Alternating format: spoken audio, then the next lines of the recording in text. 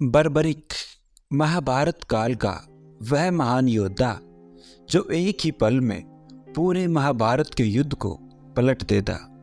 आज इस वीडियो में हम उसी महान योद्धा बर्बरिक के बारे में जानेंगे जो आज के समय खाटू श्याम के नाम से प्रसिद्ध है। महाभारत के युद्ध में बर्बरिक नाम के धनुर्धर ने बड़ी अहम भूमिका निभाई थी। बर्बरिक की गिनती दुनिया के सर्वश्रेष्ठ धनुर्धरों में की जाती है। विशेष बात यह है कि बर्बरिक युद्ध न लड़कर भी पांडवों की जीत की वजह बने। बर्बरिक भीम के पुत्र घटोत्कच के पुत्र थे। बर्बरिक को आरंभ से ही धनुष विद्या में रुचि थी।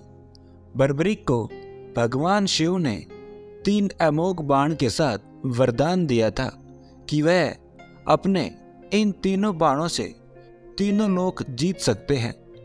जब महाभारत का युद्ध आरंभ हुआ तो भगवान श्री कृष्ण इस बात को जानते थे।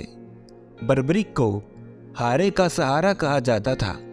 बर्बरिक हारने वाली सेना का साथ देते और युद्ध में कौरवों की हार हो रही थी।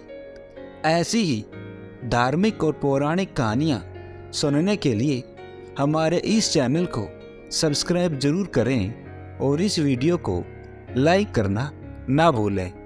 भगवान श्री कृष्ण को यह भय सताने लगा, अगर बर्बरिक ने कौरवों का साथ दिया तो पांडवों की हार सुनिश्चित है।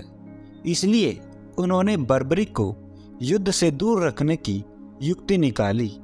श्री कृष्ण ब्राह्मण का भेष बदलकर अर्जुन के साथ बर्बरिक से मिलने पहुंच गए।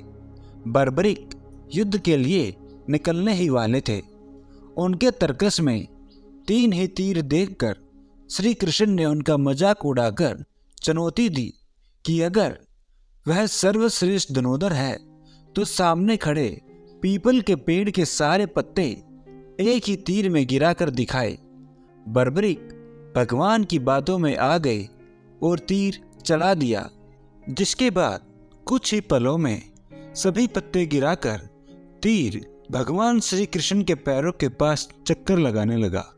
इस पूरे घटनाक्रम में बर्बरिक की तीरंदाजी का पता करने के लिए भगवान श्री कृष्ण ने चुपके से एक पत्ता अपने एक पैर के नीचे दबा लिया था। बर्बरिक ये बात समझ गए। उन्होंने मुस्कुराते हुए भगवान श्री कृष्ण से अनुरोध किया कि वे अपना पैर पत्ते पर से हटा लें ताकि तीर अपना काम पूरा कर सके। जब भगवान श्री कृष्ण को यह यकीन हो गया कि बर्बरिक जिस तरफ से भी लड़ेंगे दूसरे पक्ष की हार तय है, तब उन्होंने पूछा कि हे बर्बरिक, तुम युद्ध में किसकी तरफ से युद्ध करोगे?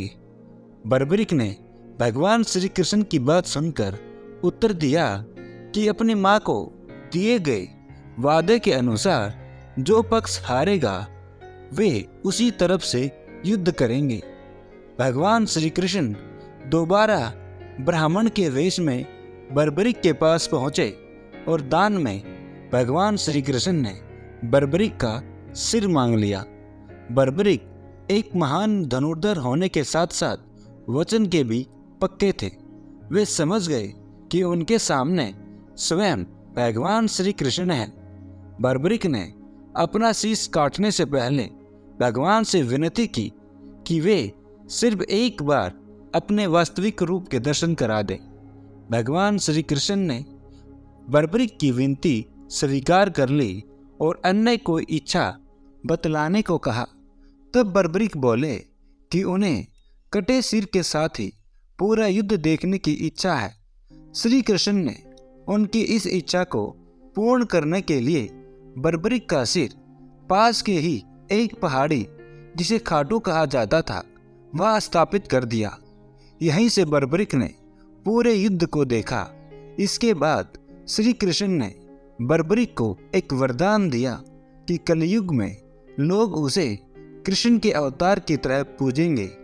आज इस स्थान को खाटू मंदिर के नाम से जाना जाता है, जहां पर बर्बरिक की खाटू श्याम के रूप में पूजा की जाती है। तो दोस्तों, यह थी कहानी एक महान धनुर्धर बर्बरिक के खाटू श्याम बनने की।